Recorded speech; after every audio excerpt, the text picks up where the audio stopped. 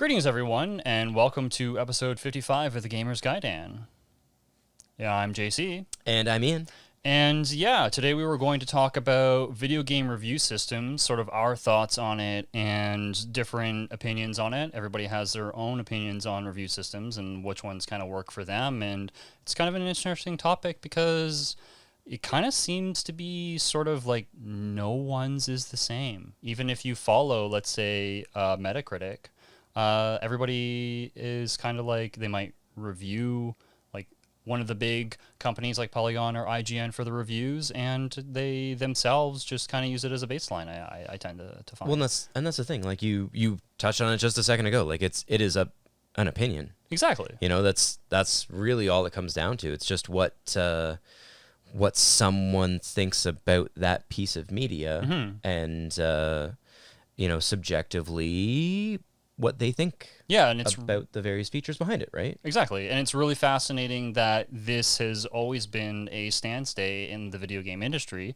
and really all industries, whether it be music or movies, but obviously we're talking about video games here. But that almost everybody uses as sort of a guide to basically judge whether or not they want to buy it, whether it's a numeric system or just a pros and cons list or just a certified you should play this game or whatever system your reviewer or content creator may use. Yeah, it's pretty interesting. I mean, there are some things within it that are, I mean, you can label them how you want, but there are some set things that are like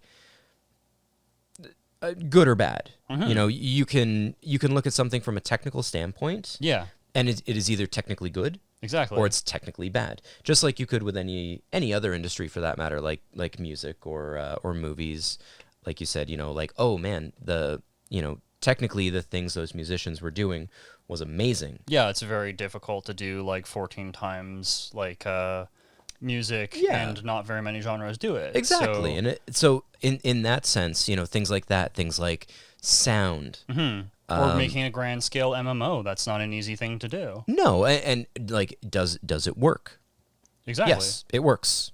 It works. Is that your baseline? Does that mean success? It's different. Yeah. But I think a big part of the opinion base comes down to stuff like story and how that story touches you, and gameplay and how that gameplay engages you, because everyone's going to feel very differently about those aspects. And that's one of the reasons why I like review systems and the evolution of them, because back in the 80s and 90s, whenever we got our reviews from either magazines, in most cases, GamePro or EGM, whatever magazine that you read, Nintendo Power, the reviews that we used tended to go over different things. Like one thing that we noticed looking at some old magazines and kind of just hanging out and then looking at some old reviews and things was kind of like, was it, what's it called? Was it challenging? Because we came from an arcade era, right? Yep. A lot of the other things was like,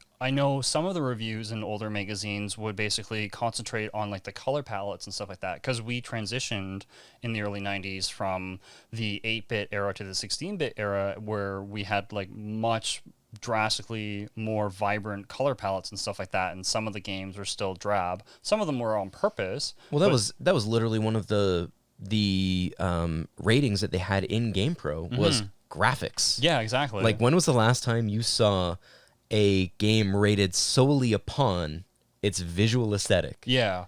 And you still have that mentality where it's like these pinnacles that were the most important things back in the day are still talked upon. It's just, I don't think as sort of weighted as highly, I would say, in respect to like how different company, like Company X, reviews the game.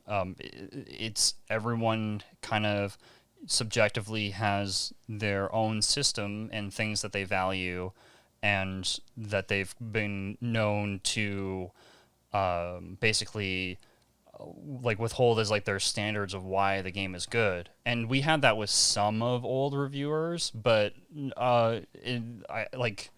if we look at like a show that we both used to watch, Electronic Playground, Yep. you saw a lot of like change over the years with that series where both Victor and Tommy, they kind of like reviewed the games differently, and they would talk about games in a different light whenever the Super Nintendo was like a thing, and then whenever the Saturn and the 64 was coming out, and whenever the PlayStation 2 was coming out and stuff like that. And the reviews talked about different technical aspects of the games because of sort of like how the industry was developing.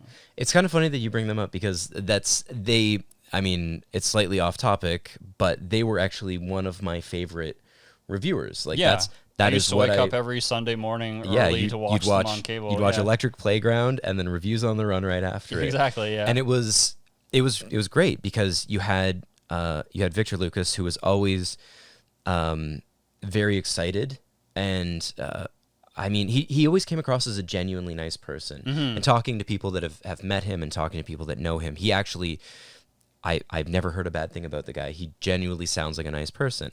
And not that I've ever heard anything negative about Tommy Tallarico. Again, you know, he seems like a really nice guy too. He just talked very differently about video games. He was much more willing to be like, this game sucks. Yeah, no, it's trash. Whereas Victor would be like, no, like this aspect and this aspect were really good, and that was really, it was entertaining. And then even as time went on and Tommy left to do like Video Games Live and reboot in television,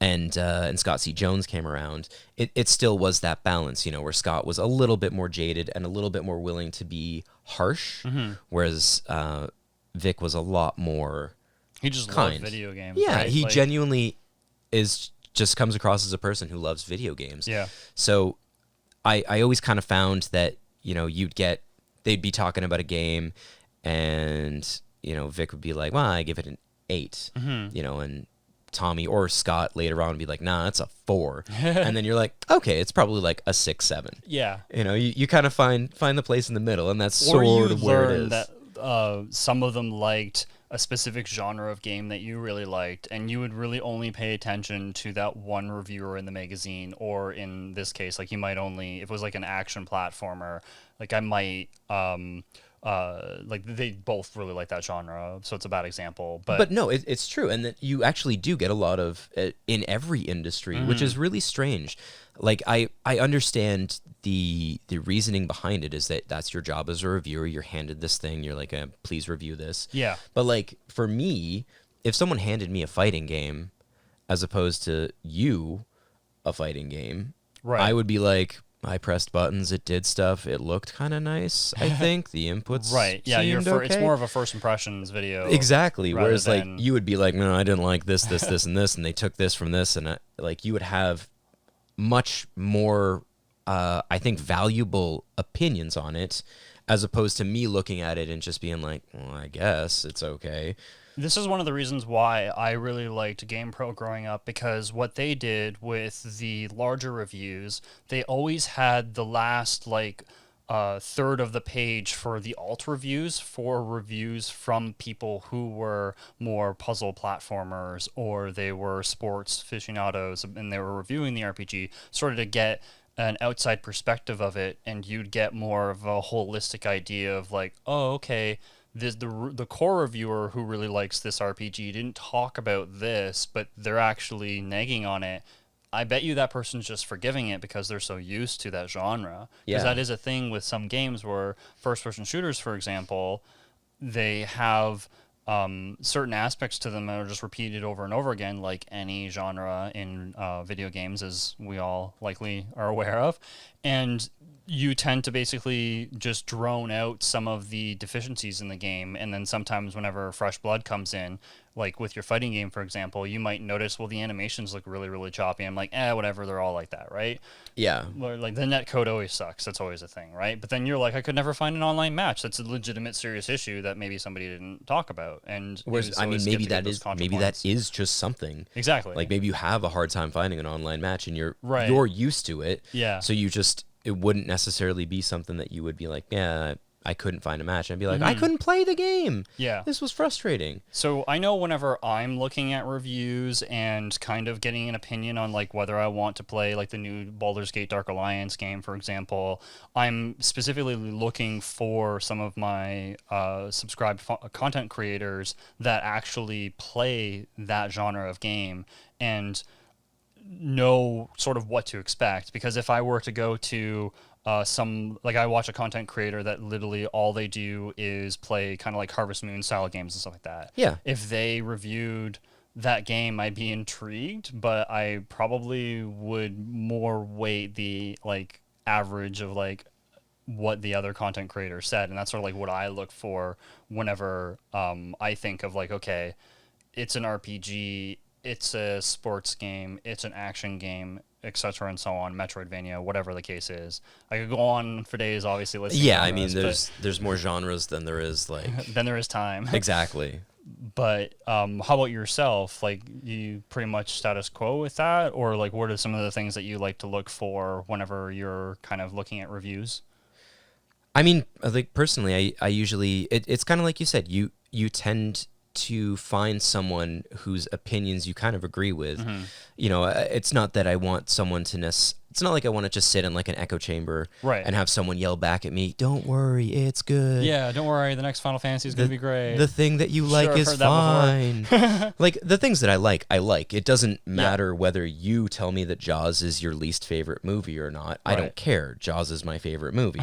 Like, you telling me that it's not good isn't going to make me not like it. Yeah, it's just going to make you think less of me. No, I'm just kidding. Yeah, exactly. No, but it's I think it is kind of important to find reviewers that you do like kind of jive with. Yeah, you know, who have not necessarily similar opinions to you, but similar tastes. Right. Because then it's like, oh, well, I liked these things that this person liked, and they're saying that they like this. Yeah. Maybe I would probably like it too.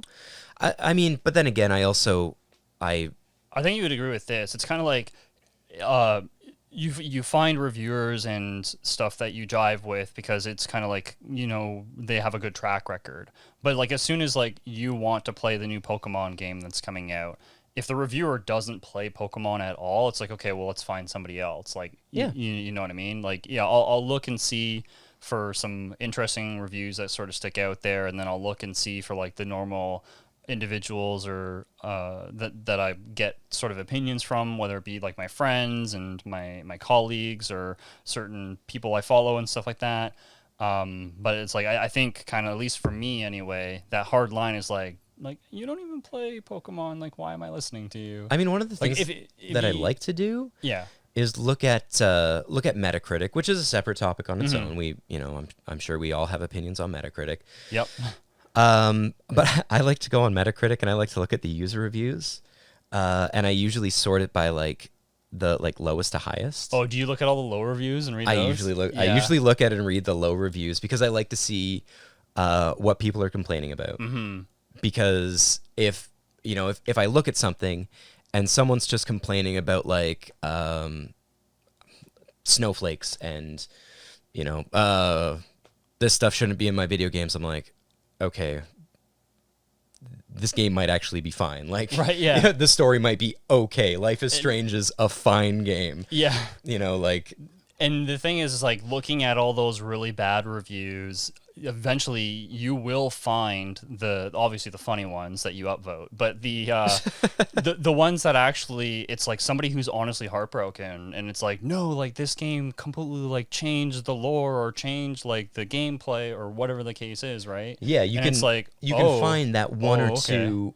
Like, or sometimes you won't find those though. Sometimes you'll find people complaining about the most absurd thing in the game or the most absurd like feature, and you're just like, well, I don't care about that. Yeah, why are we talking about why is that your complaint? Controls with the controller on a PC, for Christ's sake, like whatever. Yeah, it doesn't matter. Handle it the way you want to handle it, man. For context, on some games I do use my PS4 controller on the PC. I'm not actually hating on that, but I mean, if you let me that's how I played Ori. So if you let me use a controller on PC, with some exceptions, I will generally use a controller because why not? Yeah. Right. But anyways, that's not the point. Could you imagine using last side point on this, could you imagine using a controller with like League or Final Fantasy Online?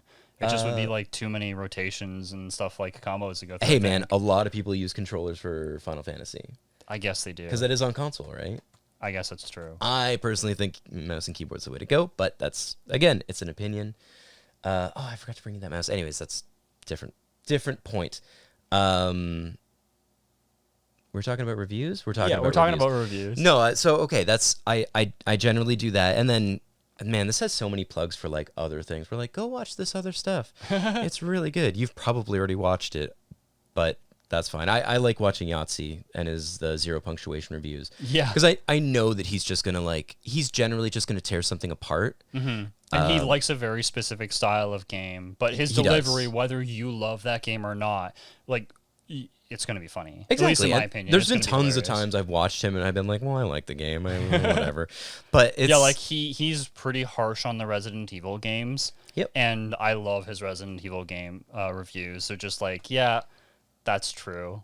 Okay. Yeah, that's the big thing. Like, you gotta be able to laugh at yourself sometimes, right? So. Exactly, and it's tough. I mean, I don't envy these guys. No. You know, they have a very difficult position talking about stuff that people feel so passionate about. Yeah, because really every gamer, like, to different varying degrees, obviously, but a lot of us are super passionate about what we do and what we like. Yeah. Like,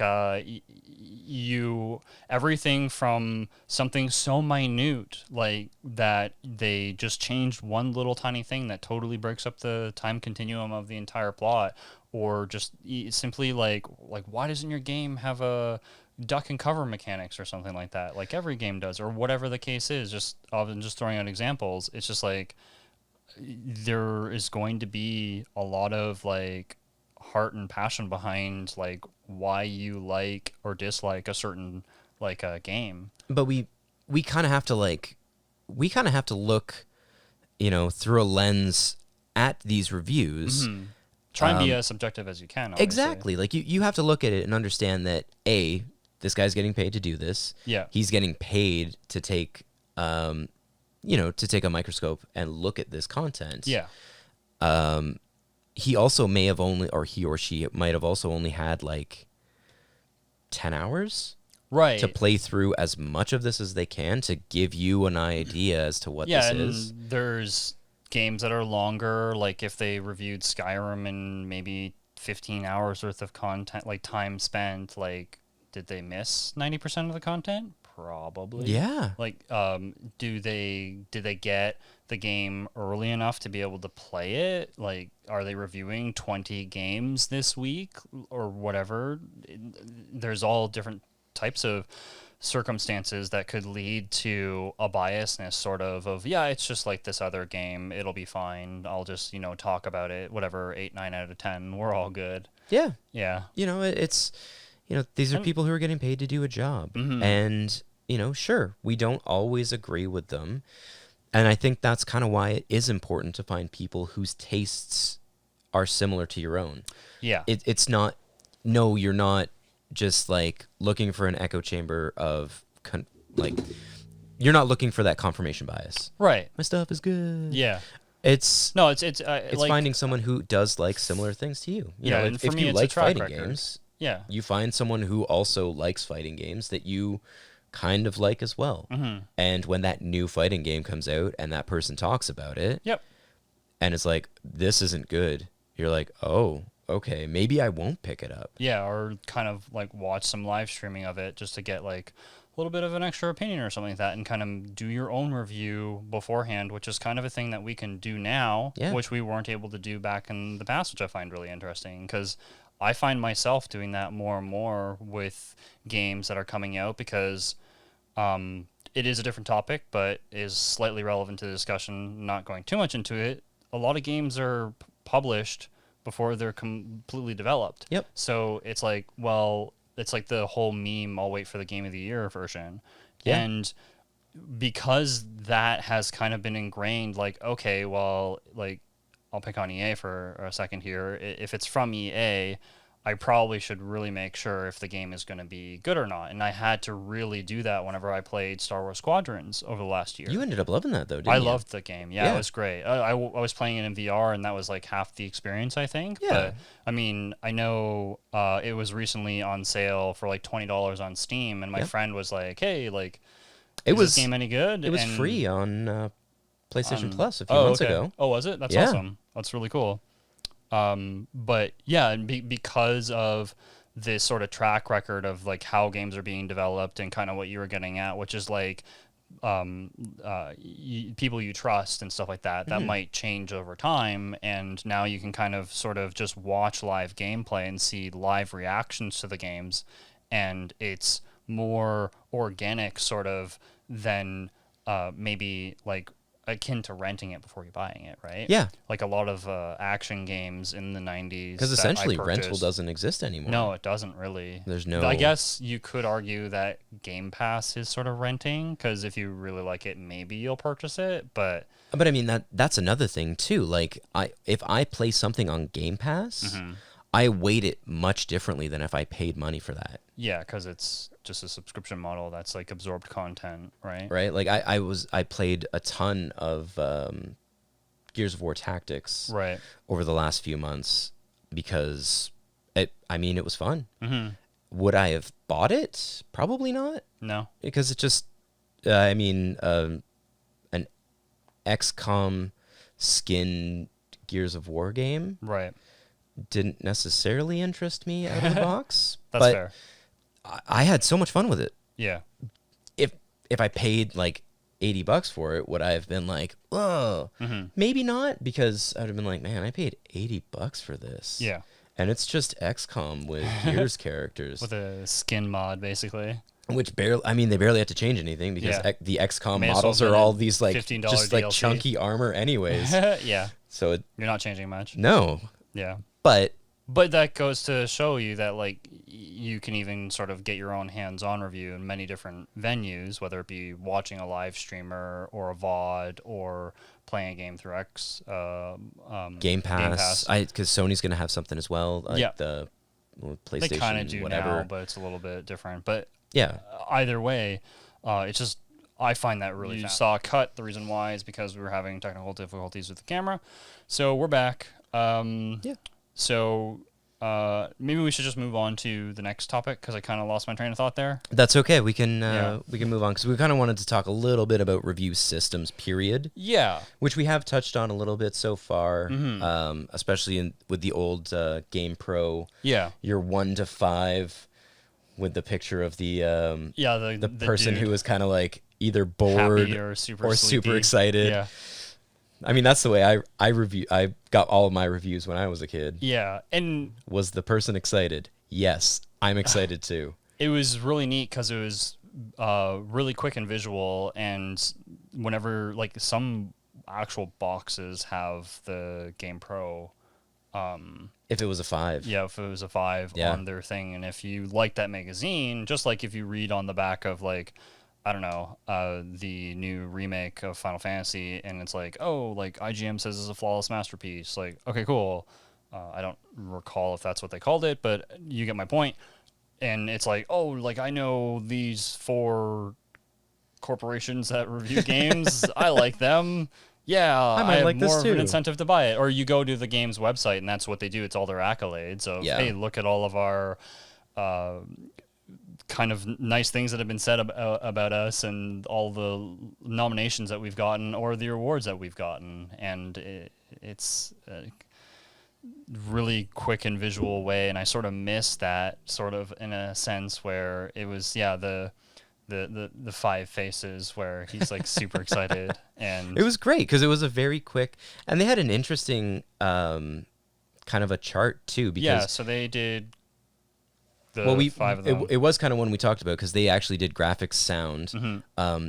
gameplay, fun factor, and challenge. Yeah, and which- fun factor is something that they talk about in the review, but they don't rate that usually. It's not something, and I mean that's the We thing. should Like bring that back. a game could look bad, a game could sound bad, but if it was fun, Yeah, like if a game is super fun, it doesn't really matter what it looks like or sounds like. Yeah. You know, though, it's kind of funny that those two things go right out the window if the gameplay is super fun. Yeah.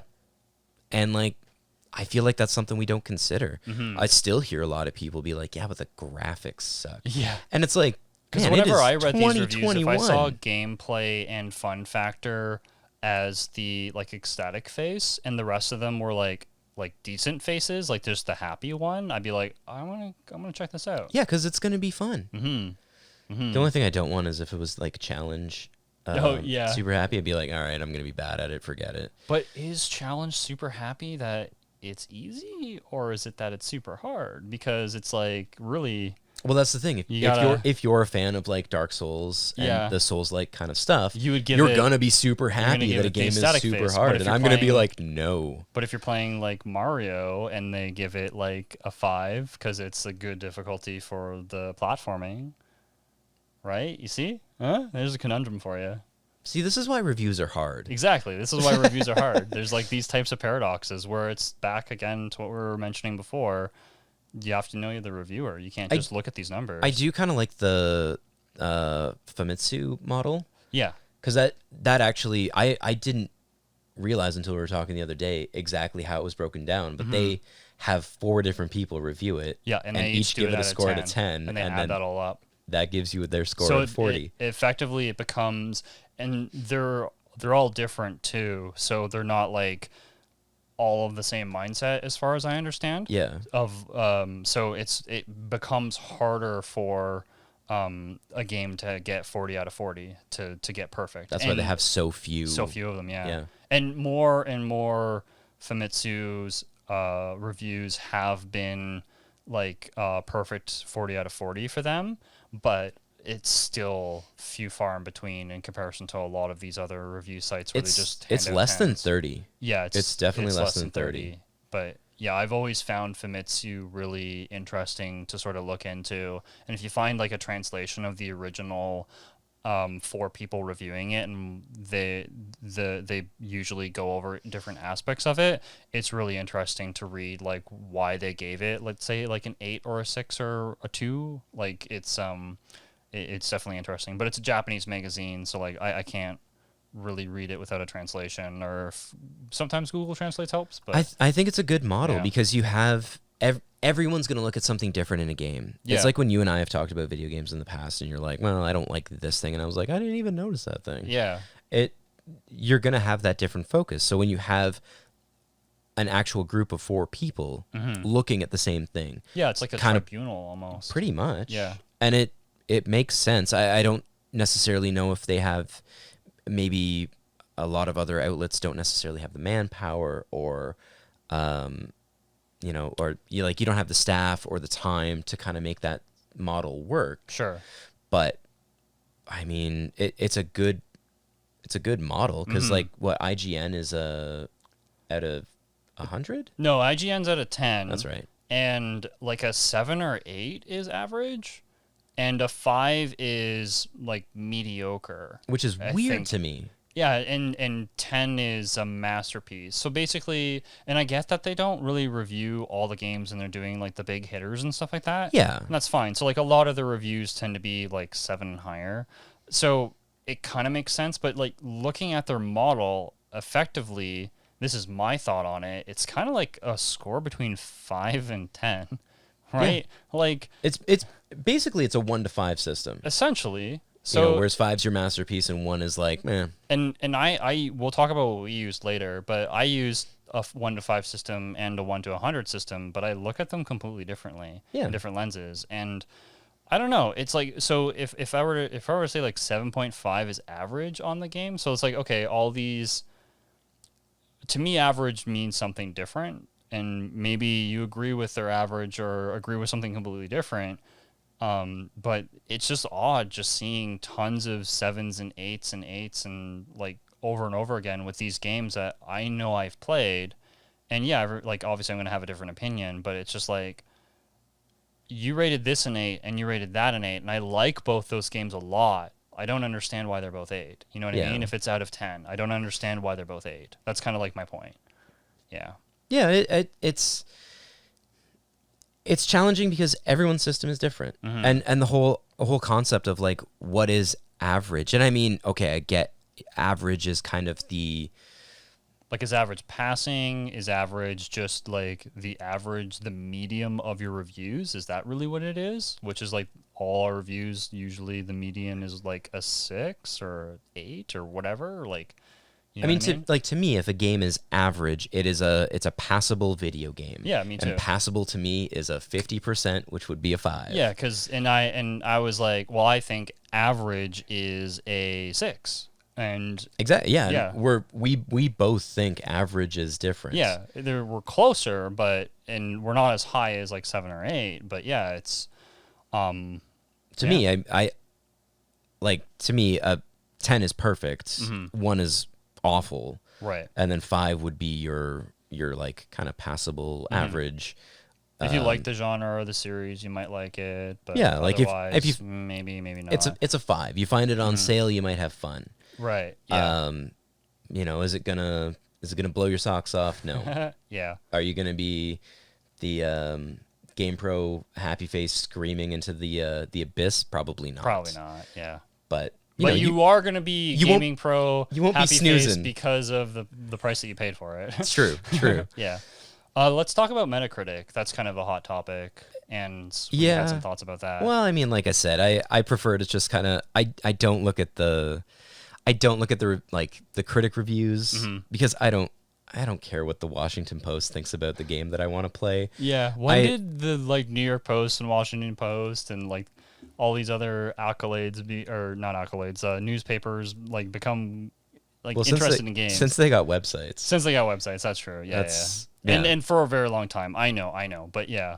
Anyway, continue. I just go to the user reviews. I look at the user reviews. I look at the bad ones, and then I kind of get an idea from there. You look at the really bad ones and you look at the really good ones. I do the same thing on Amazon for buying a new Oh, product. I do that on everything. Yeah. I will. That's I will how I happily bought look. an electric mower, total side tangent, and that's exactly what I did. I'll happily look on Google Maps. Yeah. And look at Google reviews for stuff. Yeah. And I'll generally start at the bad reviews because I Yeah. want to read the bad experiences that Yeah. people had. If people have had like indifferent experiences there, they're not gonna post some huge thing. If someone writes up some huge thing, they were super upset you about usually something. don't see reviews about like, oh yeah, it was good. Like I liked it, did exactly what it was supposed to, 5 out of 5. You don't generally see those. Granted, I'm sure there's always a story behind them, and maybe sure. it's just not their thing. Maybe, like you said, they changed something in the lore and it really upset the person. But it's that you look at the awful, you look at the good, and then I mean a lot of times there isn't like a million user reviews, so No. you have like maybe 10 people Yeah. who gave it various ratings, and you might of those 10 have 5 that actually left comments. Yeah. And you might have 2 of those that left a giant paragraph or an essay on Right. what they loved and what they hated. Yep. And I that's spent 200 hours in this game. This is what I have to say. All right, well, time to get the popcorn. Let's read yeah, this. yeah. Like I'll Yeah. buckle up. I'm there for it, man. Yep. So thanks to all the people who do that, because it's definitely Sorry. it's definitely a great entertainment It- and a it great is. way to actually get like an opinion on it. It's like, okay, yeah, no, I kind of jive with this. I'm getting it, or like, nah, This person is crazy. they're out to lunch. Yeah, Yeah. they can. They clearly are sitting somewhere with a tinfoil hat on, waiting for the space folks to come down and scoop them away. Yeah. But I mean, for me, that's all Metacritic is. I mean, yes, I know it is a review aggregate site. Yeah. I know from some various videos that we watched. There's one that you actually linked me. Yeah, I sent you a video by Alana Pierce. I would go to her channel and check it out, and it's like 10 out of 10 reviews. It's one of her more watched videos. And she talks about, because she's worked in the industry and stuff like that, and she actually says in Metacritic, like, some really interesting things. And some of the points that I kind of wanted to highlight is a lot of the reviews don't get actual scores, and they just leave it in as ellipsis, but they write a review, and if you read it, it's like negative. But what the site does is they'll actually give it a review and they'll guess. Yeah, they'll kind of assign Yeah, it like, a number. oh, it's a 70 or whatever the case is. And they'll actually assign that number later.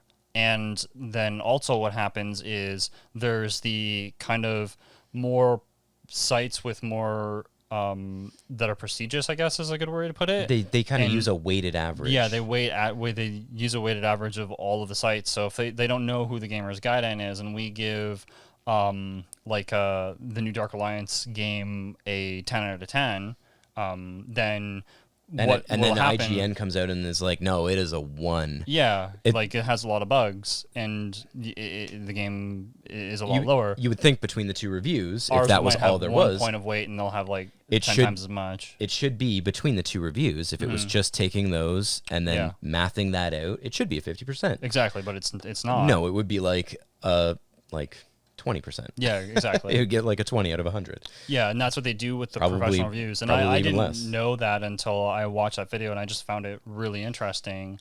And she goes over a lot of other stuff too, from her opinion on it. And it was an interesting take, in my opinion. And like, she's from the industry, so yeah, I mean, cool. Metacritic is kind of like a take it as you will, right? Yeah, that's how I've always viewed it. I usually never care about the review number, and what I try and do is I just look at the reviews for me that are like the 3s, and I look at those to see kind of what the average of the user reviews are and what they're saying about the game. Yeah. I do look at the 1s and the and see what they say. I generally don't care what the 10 out of 10 people are, because I don't know what system they're using. They could just arbitrarily give anything they like a 10 out of 10. Like, I know some people who do reviews on IMDb, and if they like the film, they literally just give it a 10 out of 10. If they dislike in all fairness, they only fairness, give it a 1 out of 10. Like I said, of the like 5 reviews that are there, if someone gave it an 8 but wrote like an essay on why they gave it an 8, I'm fully reading that. But there's going to be hundreds of reviews for a game like that's a AAA game. Oh, sure, like that the are new like Star Wars game, right? Yeah, the Fallen Order that had a lot of reviews on it. Yeah, and but yeah, I like looking at the medium, and something we both pointed out before that you didn't bring up, that is kind of funny, is always look at the 1s out of 10, so to speak, because there's always the meme reviews, where they just write something. It happens more on Steam than anywhere else, from what I found, and Amazon. Yeah, and Amazon, where it's like they just write something incredibly funny about it, and if you like the gummy bears on Amazon, someone wrote a huge review about the Haribo gummy bears. They probably took that down, but it was some solid gold. The ones that are like a laxative. Yeah. Yeah. Okay. Yeah. There's always they weren't, but they disagreed with a person, and it has this huge thing. Probably didn't. It's not even true. It's just someone who's really clever, and there's a lot of gold to find in those. Yeah, there's a lot of gold to find. But yeah, moving on, as we've kind of said over and over again, obviously everybody's review system is different, and what I think is most important to sort of figure out from a reviewer is what is average. Yeah. You said it's 5. I said it's 6. IGN says it's 7. Somebody else might even say it's 4. Yeah. Knowing what that is, kind of, if you, like, a lot of people, they just look at the number and then they assign their own value to it. And it's like, oh, yeah, 7, that means this. But you're probably not entirely correct. And that's why I always try and encourage people to read, like, the fine print of not necessarily the review, because, some people read the reviews for the games that they're interested in and actually go through it. But let's be honest, a lot of people are just like, is it a 9 or higher? Yeah, okay, I buy it, right? Yeah. And sometimes reviews don't mean anything to people, which is very evident by the industry.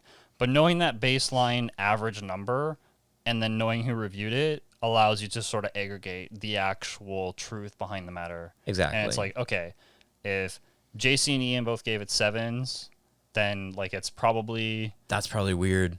Yeah. But like, if we both gave it a 7, like if we know that our average number is a little bit lower and how we review games and the types of games that we like, okay, and I like games this much, I probably think it's an 8 out of 10. Or they thought it was an 8 out of 10. It's a 2.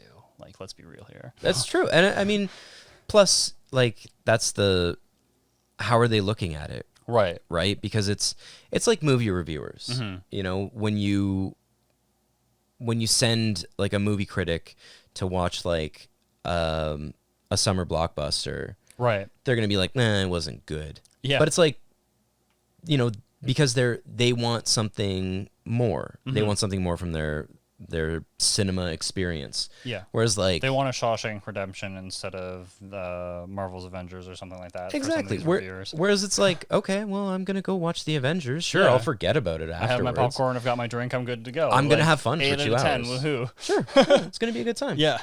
But that's part of it too, and that's just as much in the game industry as it is anywhere else, because Exactly. you have a lot of people, and we have a whole episode on games as an art form. Mm-hmm. And I mean, I do think it's an art form, and you can see games that are really pushing for that. Yeah. But not everybody wants that, and No. I understand that. If everybody wanted an art form, then I think gameplay would probably falter a little bit, and then it would just be because art is different to everybody. But like, Exactly. if you think like just classically like an art form, like different things would falter because of it, and that's why you have indie games spending their budget on different things that the AAA developers are spending their budgets on and stuff like that. Exactly. Like they have different priorities, right? So Because a AAA game is looking to release that summer blockbuster that's gonna make yeah, hundreds of millions of dollars, because they're investing that in there to begin with, exactly. and they know exactly what they're making. Yeah, Whereas they gotta make something those like investors happy. your little indies Yeah, are kind of trying to make art, exactly. and it's almost a little unfair that you're looking at these critics who are kind of very much on the side of games as an art form. Mm-hmm. They want it to be taken a little bit more seriously. They want it to be looked at as a different visual medium that it is. Yeah, Who are gonna play Call of Duty and be like, nah, yeah, Whatever. fine. It's a 10. We get it, right? Like, yeah, those people definitely exist, I would imagine. and for sure. they won't. They'll be a little less critical on the AAA stuff, because they're like, whatever. It's just, they didn't take any summer steps popcorn. back, so it's good. yeah. And then they'll kind of go a little bit deeper on the more independent stuff, where they can have a little bit more leeway to be like, yeah, this is artistic. Yeah. So here's a interesting final topic before we get into our final thoughts about this whole entire thing. What do you think of looking at games and reviewing them that are older? So let's say you never played Sonic the Hedgehog, for example. Weird, but And okay. Yeah, like very weird, especially for the two of us. But 'Cause we're old. Yeah, and we like Sega, and had them growing up. But Yeah. anyway, so in this fantasy world where you never played Sonic, and you look at that game and you play it today, okay? How do you look at those older games than you do with newer games? Do you review them differently, or do you sort of look at them through a nostalgia lens, do you find? Or do you try and look at them more harshly because they're old, or do you give it more leeway because it's old? Or do you try and say, well, whenever I was 12, I thought this about games? Or like, Wow. how do you look at older games like that? I don't know, JC. We didn't talk about this beforehand. No, thank but you made me think of it whenever you were I know, going no, on, it was a and I was really like, good point. I have to bring this up. Yeah, it was So, a really good yeah. point. No, I honestly would, because I mean, I don't play a ton of games that I never played back then. Right. But I mean, I still do. And Final Fantasy IX is one that I didn't play at the time. Right. And it's one that I have picked up and played several times. And to be perfectly honest, like, I don't look at it through a lens of like, oh, what would I have felt about this when I was younger? I do much the same with movies. Right. When you watch an old movie, to me, an important thing is, what's the story like, and how is it paced? Right. Because a big issue with old cinema is the pacing was atrocious. They would kind of stretch It was things just out. slow. Well, yeah, a movie would be 3 hours when it probably could have been 90 minutes. But how did they use their time? Right. And how was the story? And that I kind of look at games the same way, because Okay. sure, visually, yeah, it's not going to stack up to the way things look today. Yeah. Because it just doesn't have the ability to. Right. But how did they use the resources that they had?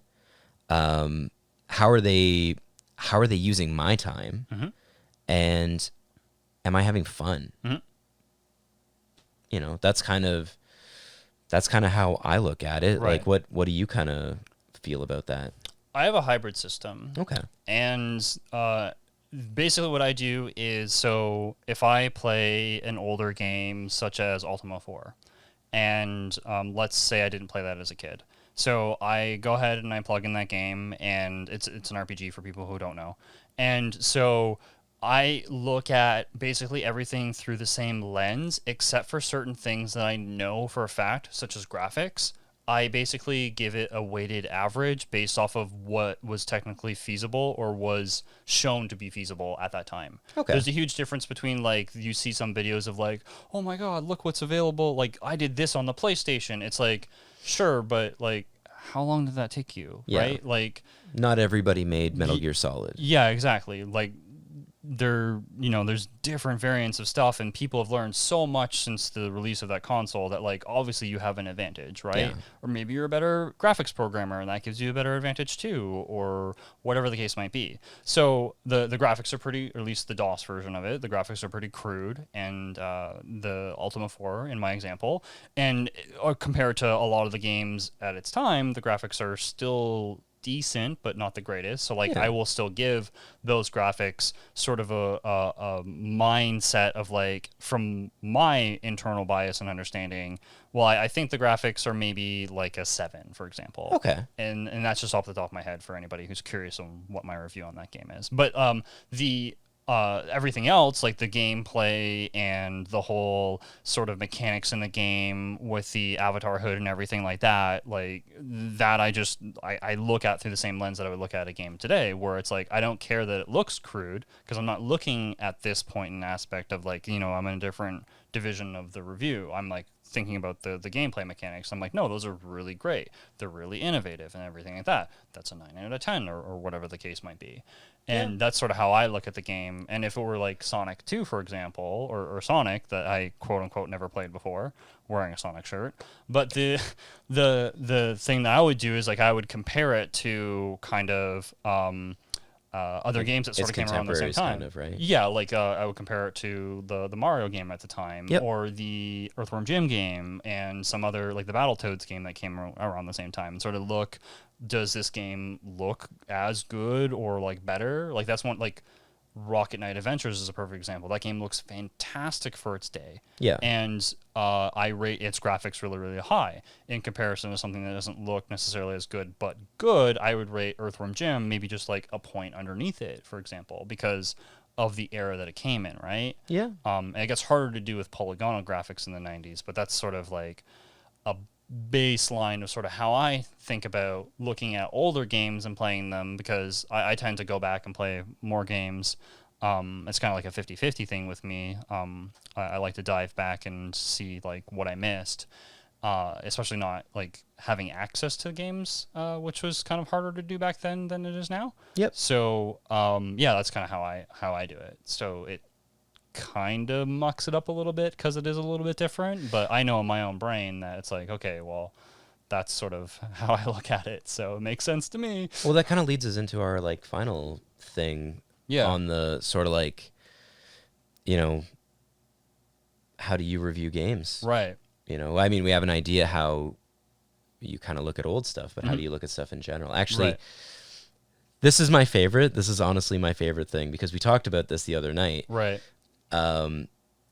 Anybody who asks me about JC who hasn't met JC, they're like, well, what's JC like? I said, well, the easiest way to explain JC is that JC has a spreadsheet with all of the reviews for pretty much every game you've ever played. Yeah. With a rating, comments, the amount of times you've beaten. JC's like 70% robot.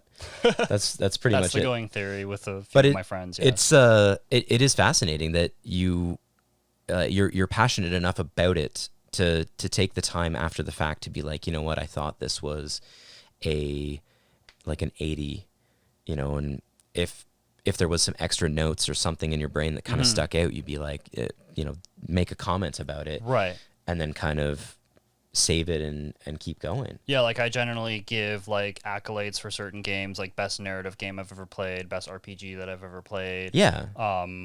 or like most innovative game I've played to date for the 90s and stuff like that. I make a bunch of notes for a bunch of the games, and I use a 1 to 99 system because, air quotes, no game is perfect. 5 games are 99. Strongly disagree. Yeah, I kind of disagree with myself there, but I just kind of like the mentality, the prestigiousness of saying, yeah, nothing is perfect. That's okay. Some things are perfect. Yeah, 5 games are 99, and then I rate between 1 and 98. Which And is... I haven't changed the top 5 in a really long time, even though I feel like some of my favorite games should really be in the top 5, but I don't have the heart to take down some of those games because of the like original Zeldas and the top 5 because like of my connection with my grandmother and everything of we used to play that game. So like, you know, obviously that game's going to be more important to me than its actual rating of like maybe a 9 or something like that. But again, like that's kind of what it comes down to. It is very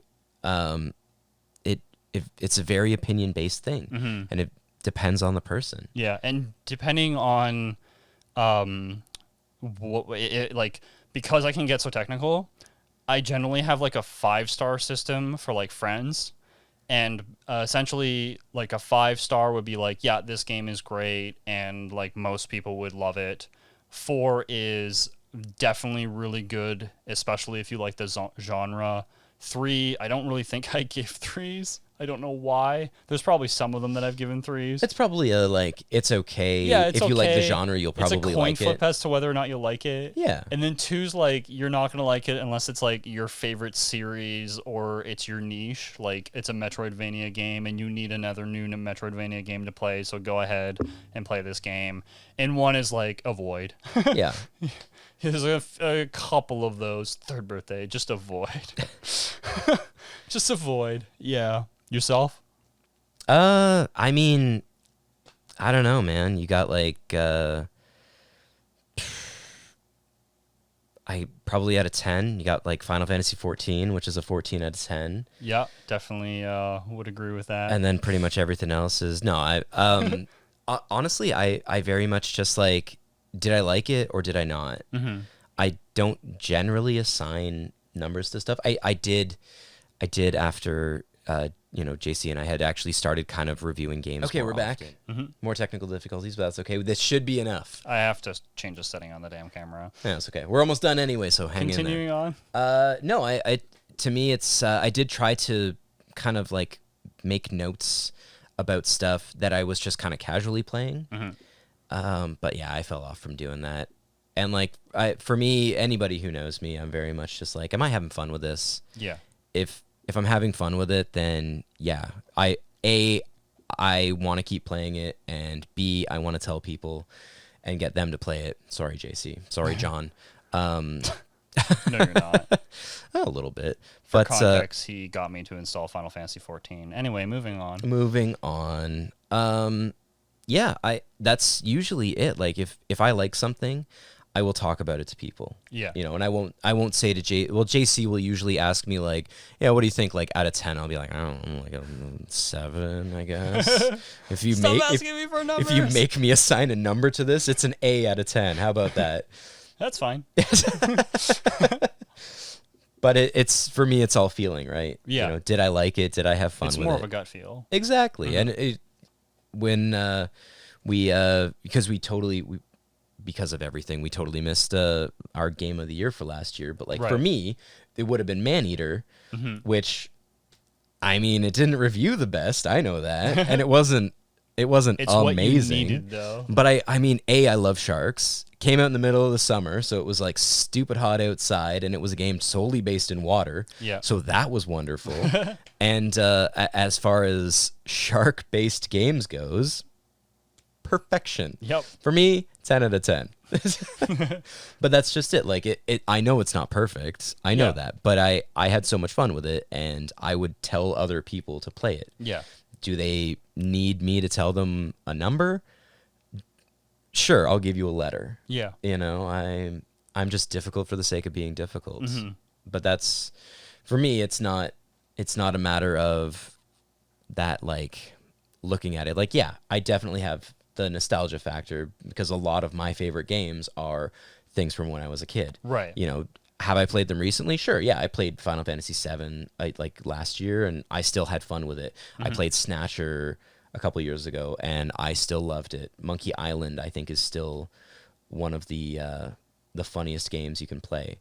Yeah, you and my other friend from college really love that game. Monkey Island is great. Monkey Island and 2. I didn't play past 2, but that's a personal issue. But still, like, I enjoyed those things, and I would, if I had to give them numbers or letters, I would assign them quite high, partially because of the nostalgia factor. But, Yeah, you know, for sure. It's That's what nostalgia does, right? So. it does, yeah. But that's kind of our sort of thoughts on reviews and systems as a whole. But like, what do you guys think? Like, what's your average? Are you a JC and it's kind of a 6, or are you an Ian and it's kind of a 5? I don't know. Yeah. Are you your own? Is it sort of a 4? What do you think? Let us know in the comments down below. Yeah. So hope you enjoyed the episode, and we'll see you in the next one.